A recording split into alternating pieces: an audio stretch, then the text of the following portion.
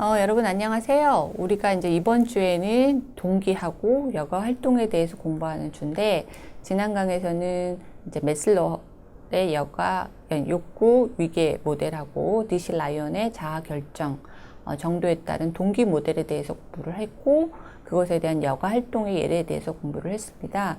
그리고 이번 시간에는 이제 두 사람에 대해서도 공부를 하게 되는데, 하나는 이소 아울라의 그 여가 동기론이에요. 그래서 이 사람은 추구, 해피에 대해서 escaping하고 seeking, S-E-K, ing에서 우리가 추구하는 거냐, seeking 하는 거냐, 혹은 escaping, 탈피하는 거냐, 혹은 회피하는 거냐, 이것에 대해서 어떤 그 여가 동기에 대해서 설명을 했고요. 또 하나는 우리가 이제 내쉬의 그 여가 피라미드에서 공부를 하게 될 겁니다. 그래서 그 여가 피라미드에 대해서 우리가 여러분들이 실제로 하는 여가가 어느 정도의 그 위치에 있고, 또 여러분들이 바람직한 여가 활동을 하는지 혹은 하지 못하는지 하는 것들을 체크를 하게 되는데, 먼저 이소 아울라의 여가 동기 이론에 대해서 공부를 하면, 이 사람은 사회심리학자예요.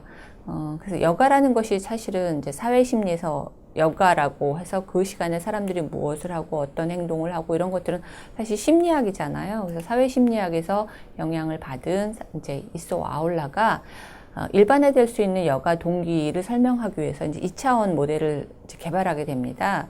그 중에 하나가 seeking이에요. 어떤 것을 추구하느냐, 혹은 escaping, 어떤 것에서 탈피하느냐 하는 거죠.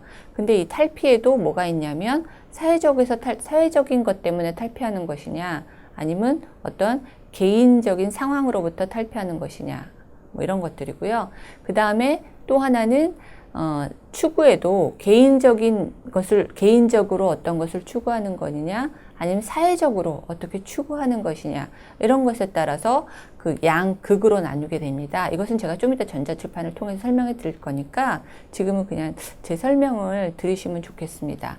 그래서 그 이소 아울라는 일단 크게는 어떤 탈피하고 추구, escaping하고 seeking이고, 그 동기도 개인적인 상황의 추구냐, 혹은 개인적인 상황의 회피 혹은 탈피냐, 혹은 사회적 상황의 추구냐, 혹은 사회적 상황의 회피냐, 이것에 따라서 이제 나누게 됩니다. 이것을 제가 전자칠판을 통해서 설명을 드리면요. 이제 이소,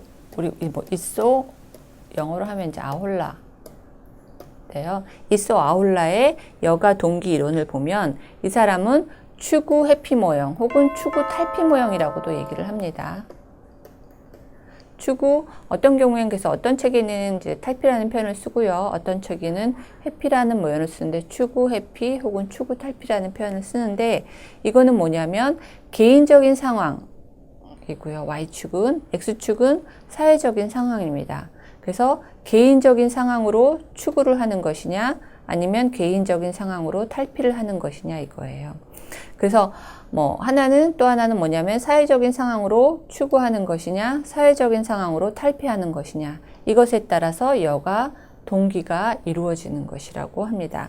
그러니까 어떤 사람이 여가 행위를 할 때는 그 목적이 아까 우리 전자칠판을 통해서 본 것처럼 Y축의 여가 상황의 회피일 수도 있다는 거예요. 즉, 이런 경우는 일이나 혹은 우리가 이제 직장에서 일을 하잖아요. 아니면 가정에서 어떤 일을 하게 되면 그 스트레스로부터 벗어나려고 하는 것, 탈피하려고 하는 것. 그래서 우리가 어떤 여가 활동을 하는 것을 바로 여가 동기라고 설명할 수 있다는 거죠. 그것이 바로 개인적인 상황에 회피하겠다라는 여가 동기가 바로 어떤 여가 활동을 만든다는 거고요. 개인적인 상황의 추구는 뭐냐면 어떤 신기함이거나 어떤 호기심이거나 혹은 어떤 즐거움이거나 성취감, 이런 것들을 추구하기 위해서 우리가 여가 활동을 하게 된다고 얘기를 하게 되죠. 그 마찬가지로 어떤 여가 행위도, 여가 활동도 사회적인 상황을 추구하기 위해서거나 혹은 사회적인 상황에서 회피하기 위해서, 탈피하기 위해서 여가 활동을 한다는 거거든요. 그래서 사회적인 상황으로부터 탈피하기 위해서 하는 거는, 이를테면은 도시가 너무너무 복잡하잖아요. 그러니까 복잡한 도시는 싫어. 난 좀 자유로운 곳에 가서 발 담그고 있고 싶어. 라고 하면 복잡한 행위는 싫어. 거기서로부터 탈피하고 싶어요. 이렇게 되면 이것은 사회적 상황의 회피, 탈피가 되는 탈피가 다는 거고, 그렇게 해서 어떻게 하고 싶으냐면 내가 발 담그고 마음의 편안함을 얻고 싶다라고 하게 되면 그거는 뭐냐면은 개인적 상황의 추구가 되는 거겠죠. 이렇게 그래서 어떤 여가 동기가 되고 뭐 이런 것들은 다 제가 아까 설명에서는 내 사사분면으로 날면 설명을 했지만 믹스답 서로 연관이 되고 서로 혼재될 수 있는 거고요. 그래서 다시 한번 설명을 드리면 사회적 상황으로부터 회피나 탈피는 도심의 복잡함이나 혹은 가족이나 직장, 가족들이 너무 뭐 귀찮게 하는지 가족이 너무 요새 가족 일이 많게 되면 혹은 직장 생활이 너무 힘들게 되면 직장인으로부터 회피하게 돼서 여가 행위를 하게 되는 거고요. 혹은 사회적 상황에 추구하면 우리가 새로운 사람을 만나거나 혹은 가족 간의 정을 돈독히 하기 위한 이런 것들이 바로 사회적 상황의 추구라고 할 수 있겠습니다. 그래서 사람들은 이소 아울레의 얘기에 의하면 어떤 여가 동기에 의해서 개인적인 상황을 추구하거나 탈피하기 위해서 혹은 사회적인 상황을 추구하거나 탈피하기 위해서 여가 행위를 한다는 거죠.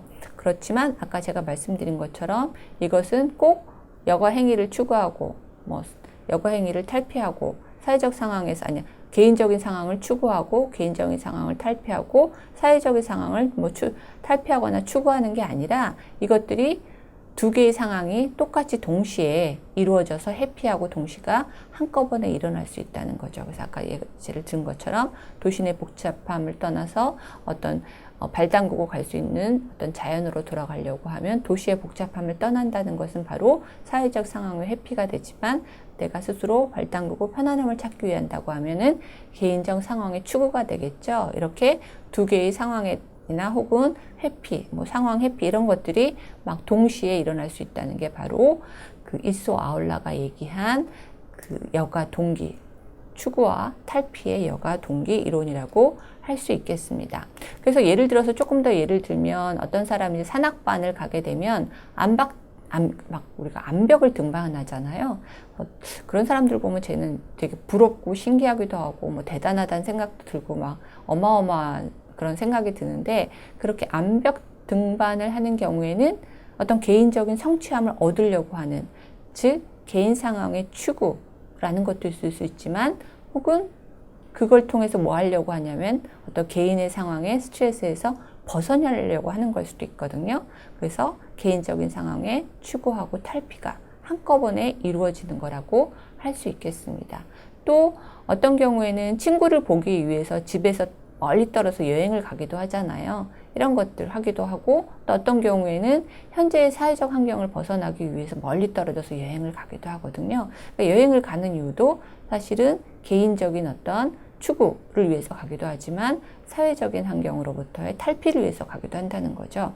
그래서 이소 아울라가 그러니까 여가 동기는 크게 두 가지로 탈피냐 회피냐로 나눠줄 수 있고 이것을 네 가지로 개인적으로 사회적으로 해서 네 가지로 나누고 이것은 각각 이루어지기도 하지만 대부분의 경우에는 두세 개가 혹은 네 개가 어떤 경우에는 동시에 이루어질 수 있다라고 말할 수 있겠습니다. 또 다른 예를 들면 그 캐나다의 그린빌 아일랜드가 있는데 그 그린빌 아일랜드라는 곳은 옛날에 산업 지역이었어요. 캐나다에.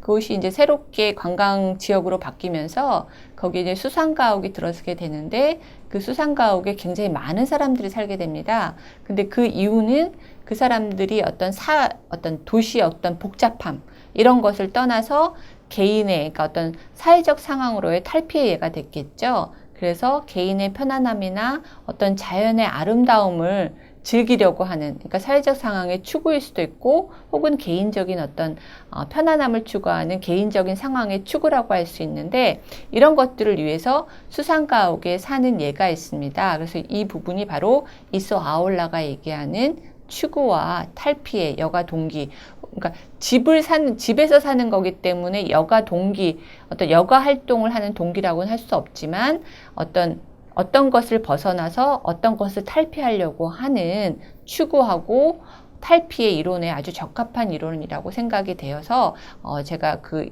예를 이제 여러분들한테 설명을 드렸었는데요. 이것을 동영상을 통해서 잠시 보도록 하겠습니다. 영화 제작자인 리처드 스티븐스는 20여 년 전 고향인 미국 시애틀에서 캐나다 밴쿠버로 이주했습니다. 특색 있는 지역을 찾다가 발견한 곳이 낡은 공장지대에서 문화공간으로 탈바꿈한 그랜빌 아일랜드였는데요. 그중 바다마을이라고 불리는 수상가옥단지 보금자리를 마련했습니다. 복잡한 밴쿠버 도심과는 정반대로 이곳은 무척 한가롭고 조용한데요. 수상가옥의 가장 큰 매력은 1년 내내 아름다운 해안 풍경을 바라볼 수 있다는 점입니다. 고깃배가 들어왔다 나가고 바다 표범과 물고기를 흔히 볼 수 있는 이곳은 자연과 함께하는 여유로운 삶을 꿈꾸는 이들에게 지상 낙원이나 다름없습니다.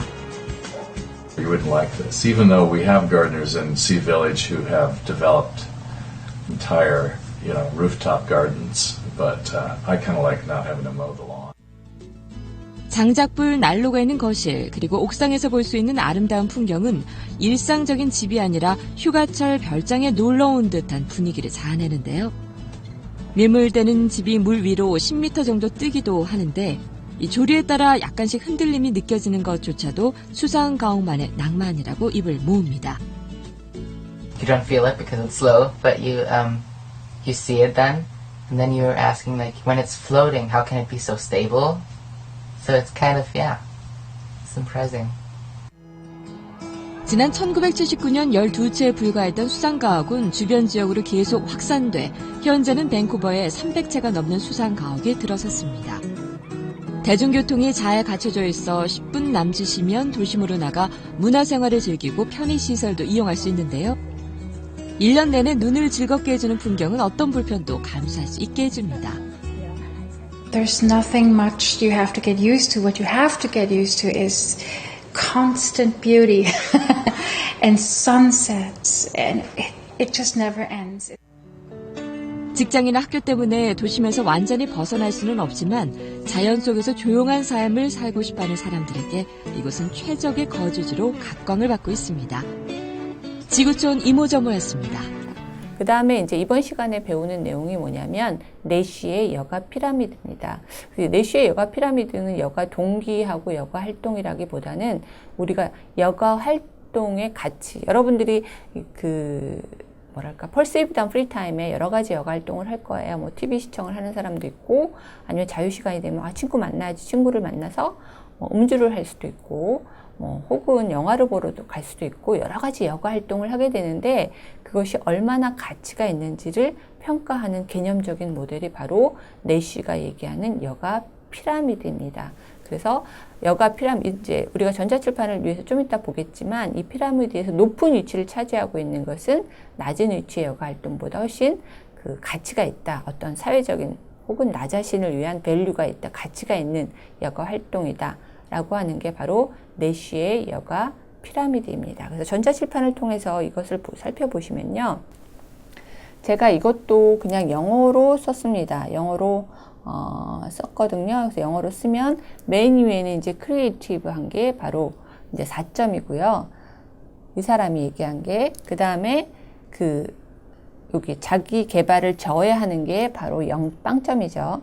그 다음에 이거는 사회에 해를 끼치는 그러한 여가 활동들이 있습니다. 이거는 서브 지로해서 마이너스 점수들이에요. 그러니까 우리가 마이너스 점수들이거든요. 이건 0점이고. 그 다음에 1번 같은 경우는 우리 엔터테인먼트나 심플 어뮤즈먼트, 즐거움 찾는 것들이 바로 뭐냐면은 1점에 해당되고요. 그 다음에 이모셔널 파티시페이션, 뭐 이렇게 점수가 쭉 나오는데 요거를 다시 한번 와서 설명을 하게 되면요. 그 맨 꼭대기에 나왔던, 맨 꼭대기라니까 좀 높은데 가장 높은 위치에 나왔던 창의성 있죠. 여기에 속하는 건 어떤 거냐면 예술이나 작곡가 같은 창조적인 활동이 가장 위에 속한다고 할 수 있고요. 그 다음에 우리가 3점으로 표현되었던 액티브한 파티시페이션이라는 것은 이제 보통 해석을 하면 능동적 참여라고 해석을 할 수 있는데 여기에는 연주나 그 다음에 스포츠 활동과 같이 신체적이고 정신적인 노력이 필요한 활동이 바로 우리가 자기의 여가 활동의 가치를 점수를 매길 때 3점이라고 표현을 합니다. 그 다음에 이모셔널한 파티시페이션에서 이거는 이제 감성적인 표현이라고 할 수 있는데, 이를테면 음악 감상을 간다든지 공연 구경을 간다든지 이런 것들이 바로 감성적인 어떤 감정적인 그 참여 활동이라고 할 수 있고요. 그 다음에 단순한 즐거움이나 오락은 영화 감상이나 TV 시청 이런 것들이 바로 그 simple amusement하고 entertainment가 여기에 속한다고 할 수 있겠습니다. 그 다음에 자기 개발을 저해하는 행동들 있죠. 그러니까 뭐 도박이라든지 음주라든지 뭐 약물 중독이라든지 TV를 보는데 만성적으로 TV를 봐요. 하루 종일 TV를 본다든지 시간만 있으면 비디오, 그러니까 예전에 이제 사실은 저도 이제 미국에서 공부할 때 시간만 있으면 막 공부하고 막 되게 힘들잖아요. 스트레스가 많이 쌓이거든요. 그러니까 토요일, 일요일 되면, 그 토요일쯤 되면 그 한국 비디오 가게 가서 그때 뭐 모래시계 80년대니까 모래시계 막 이런 게 있을 때거든요. 그래서 그거를 막 잔뜩 빌려와서 보죠. 하루 종일 밤새고. 그래서 사실은 월요일 날 학교를 가게는 더 피곤할 때도 있었거든요. 그게 이제 만선적 TV 시청, 만선적 비디오 시청인데 이게 바로 자기 개발을 저해하는 행동이라고 할 수 있겠습니다. 저도 그런 여가 생활을 했었는데 그런 것들, 그 다음에 신체적으로 정신적으로 너무 과도한 게 생각되는 스포츠 게임, 우리가 컴퓨터 게임, 이를테면 과도한 컴퓨터 게임 이런 것들이 자기 개발을 저해하는 행동들이죠.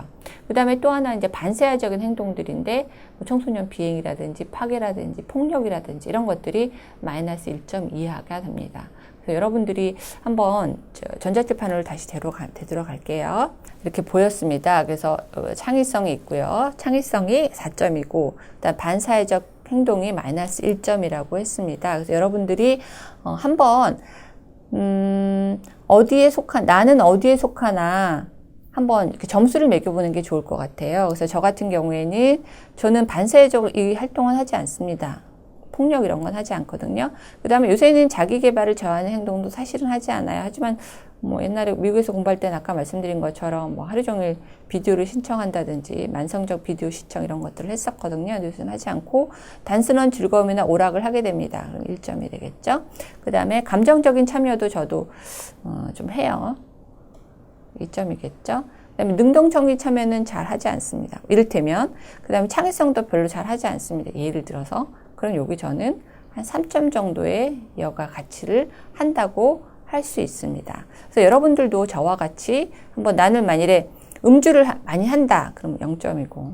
그 다음에 뭐 가끔 뭐 폭력 이런 건 안 되죠. 이런 건 안 되고 뭐 자기 개발을 저해하는 행동을 0점을 하고 즉 단순한 뭐 영화국 같은 건 한다. 하지만 뭐 이를테면은 뭐 뮤지컬을 보러 간다든지 이런 건 안 한다. 그 다음에 능동적 참여 스포츠 게임도 안 한다. 창의성 있는 것도 안 한다.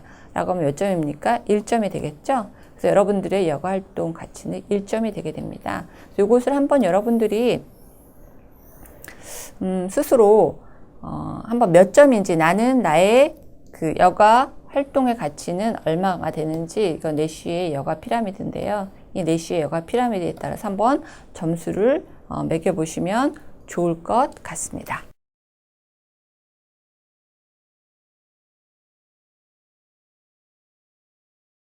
제가 말씀드린 것처럼 제가 학습 활동을 내드렸잖아요. 그래서 저에 대해서도 뭐 진실은 조금 아니고 약간 왜곡된 면도 없지 않지만 저도 이제 저희 여가 활동의 가치에 대해서 점수를 매겨봤는데 여러분들도 여러분들의 여가 활동에 따라서 한번 점수를 매겨서 몇 점이 되는지 사실 뭐 다 해서 1점, 2점, 4점, 5점 하면 7점?